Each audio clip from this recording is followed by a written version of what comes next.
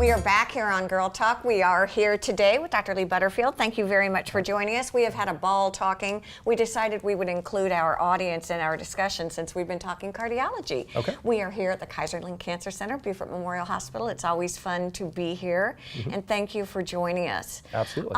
It's interesting because we've been talking about a myriad of things, and one of the things I want to start out with right now is you're doing a seminar in Sun City, and I'm really excited about that coming up. That's going to be September 27th, I believe at 4:30 is when it starts.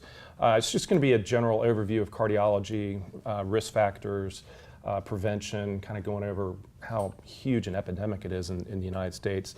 We're also going to focus a good bit on heart disease in women because it's a different animal than what it is in men. Well, and I think that's something I really want to touch base on first. You're new to the Beaufort area theoretically, but not really, because he's already tailgating with Clemson and all of that. But just real quickly, tell a little bit about where you're from. It's interesting. I grew up in southeastern Virginia in the Tidewater area. Went to Washington Lee University undergraduate, University of Virginia for med school.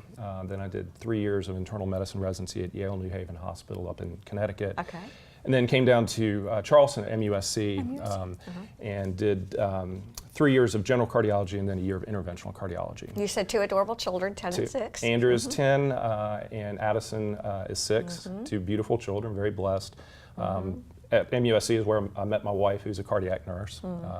And she's raising the kids right now, but she still is a cardiac nurse. Exactly. Let's talk a little bit about heart disease and prevention of heart disease. I know that in the past, 25 years, the practice of cardiology has probably shifted a lot to as much prevention as intervention. Absolutely. Talk to us a little bit, if we will, since this is Girl Talk, about heart disease in women. What are you seeing? Well, you know, obviously women are different than men. I mean, it would be a pretty boring world if they weren't. But traditionally, as a profession, and I include all physicians in this, we've done a really bad job historically diagnosing heart disease in women because their symptoms are different oftentimes. Typically in men, you think of crushing chest pain, elephant on the chest type symptoms. In women, the symptoms are a lot more insidious. A lot of times it's shortness of breath, fatigue, you know, especially as women get into their 60s, which is where the increased rates of heart disease we start to notice it there. You know, a lot of women will just say, oh, I'm getting older, I'm slowing down, I'm putting some weight on, and that may be the case, but a lot of times those are actually signs and symptoms of heart disease.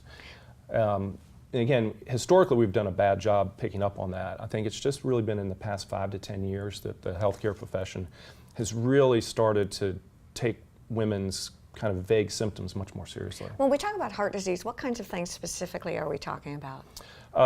Well, the main thing we're talking about here is coronary artery disease, people having heart attacks. Okay. It's the #1 killer in the United States. And see, when we say cancer, we get scared. When we say heart disease, we're like, oh, okay, heart disease. Right. And it's frustrating, and not to, you know, sort of put, you know, cancer on the back burner, because it's the #2 cause of death in the United States, but just put things in perspective. 650,000 people a year in the United States die of heart disease. In 2016 was the first year that more women died than men. Oh my gosh! And this is, and again, we're talking about heart disease. Most of this is heart attack, sudden cardiac death. Does stroke go into that too? Stroke is actually the 3rd leading cause of death in the United States. There's about, cancer deaths are about 590,000. Stroke deaths are about 170, 180,000. Although there's 750,000 strokes every year in the United States. At what point do I come to a cardiologist if I'm a woman?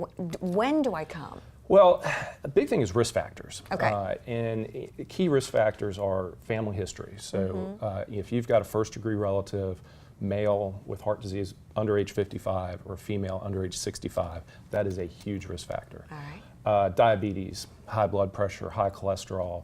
And then there's lifestyle issues, smoking. You know, the smoking, drinking, sedentary lifestyle. Exactly. Yes. So you know, there's some things you can work on, like quit smoking, exercising, eating right, managing your blood pressure, you know, managing your diabetes.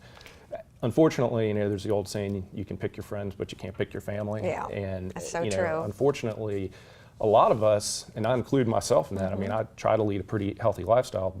I've got a terrible family history of both heart disease and stroke. And so, you can do everything you can, but you've just got to deal with that Do I family establish history. myself with my family physician and get or primary care physician, get a baseline, and then they refer, or can I come directly to you?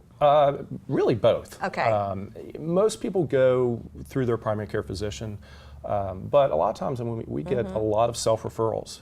Either the patient doesn't have a primary care physician, or See, that's what I want. or unfortunately they feel like they're not getting adequate care from them or attention, and they are concerned about heart disease. They realize they've got risk factors, and they'll come to us directly. If a woman is feeling, what symptoms should she call the cardiologist? Well, certainly chest discomfort, especially with exertion, shortness of breath with activity that normally wouldn't cause that. Running up 3 flights of stairs with 2 bags of groceries, you're going to get short of breath. Right, Any of us will. right, exactly. But if you're getting out and vacuuming the living room, and that didn't used to make you short of breath, but now it is, that would be a sign. Unexplained fatigue, that's a big one in women, especially older women. When I say older, over age 70. God love you. And in the other population, both men and women, but especially women who really will have very vague symptoms, are diabetics for some reason. Oh, interesting.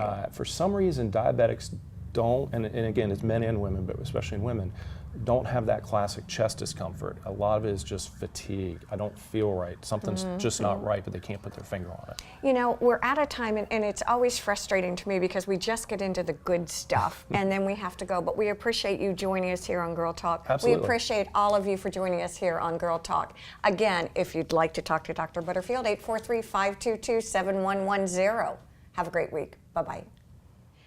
Dr. Lee Butterfield will be hosting a free seminar in Sun City on Wednesday, September 27th at 5 p.m. For more information or to register, visit BeaufortMemorial.everbright.com or call 843-522-5585.